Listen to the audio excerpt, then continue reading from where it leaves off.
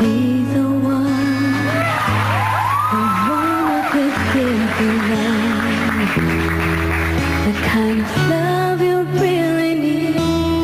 Wish I could say to you that I'll always stay with you, but baby, that's not me. You'll need someone who'll be the one that I could never be, who'll give you something better than the love you'll find with me.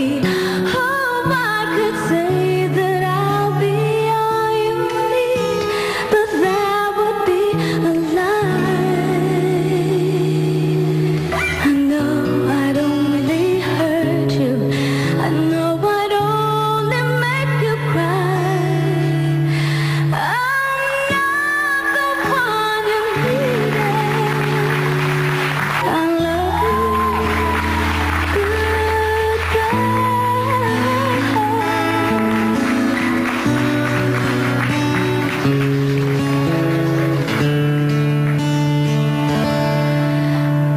Baby, it's never gonna work out. I love you.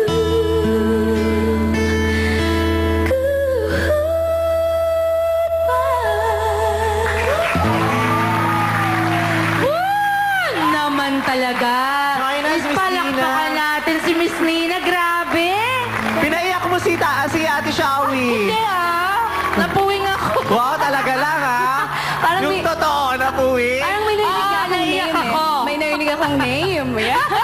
Pero ang palita sa recording studio, kasi minsan doon din ako, super bilis daw mag-record dito. Ang galing-galing daw. Walang kahirap-hirap yung Wal- nagkatrabahong kasama niya. Wala. At Tsaka extraordinary itong album niya, Miss Shawi, kasi hindi lang nag-gold record at platinum itong album. napakalaki. Nag-diamond record. Or ikaw lang ang pangalawa yata after Jo Marie Chan.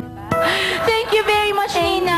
I'm so happy to have you here. Please come back soon. Thank you. At eto naman, makakasama po natin ngayon ang isang sinasabing ordinary man doing ordinary things, pero sa atin, extraordinary yun. Mga kapamilya, please welcome ang ipinagmamalaki ng bawat Pilipino, ang 2009 CNN Hero, Efren Peña Florida! Hi, Efren! Please join us here! Naku, na-meet ko na rin siya ngayon lang. Hello, Efren! Salamat sa pagpapaunlak mo sa amin. Please have a seat. Naku naman, katabi ko ang bayani. Ano naman masasabi nyo, di ba? Happy birthday po. Thank you, Efren. May gift po ako sa inyo. Yes. Naku naman! It's the Kuya F edition of the Ako Mismo Dog. So ako, Eto, ako ingit mismo. lang ako dito, ganon. Sana sinabi niyo para nakapagdala ako sa sarili kong Narinig mo, gift. Vice? Hindi to sa'yo. Akin, akin. Damang-dama ko nga eh. Sinuot ko na agad. Ayan. Nakaka-offend ka din eh.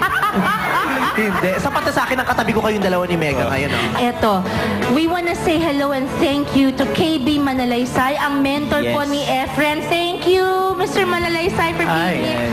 KB, thank you. Happy birthday, Shawi. Thank you very much. And congratulations to you, Vice. I thank you. Coming from you, na-appreciate ko talaga. What do you want to say to KB? Nagpapasalamat po ako kay Kuya Bon ng malaki kasi si Kuya Bon po yung taong hindi po tumigil sa pagpaniniwala sa aming mga kabataan. Sinabi rin po niya sa amin that even ordinary people doing simple things can be heroes din. That's true kasi 'di ba simple. What was your proudest moment? Nakikita namin na they paid forward sa ibang tao.